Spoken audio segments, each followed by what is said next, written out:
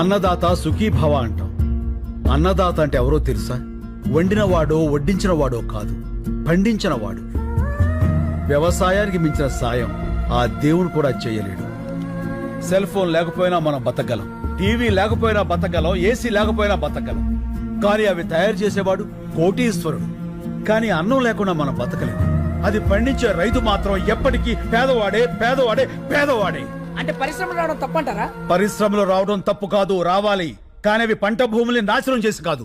ఎంతో బంజరు భూమి ఉంది, ఎన్నో రాళ్లగుట్లు ఉన్నాయి. కేవలం నీటి ఖర్చు తగ్గుతుందని పరిశ్రమలన్నీ నీరు ఎక్కడుంటే అక్కడికి కట్టేస్తుంటే నీటి కోసం రైతు ఎక్కడికి పరిగెత్తాలి సార్? అడుగు బాబు, ఇంకా అడుగు.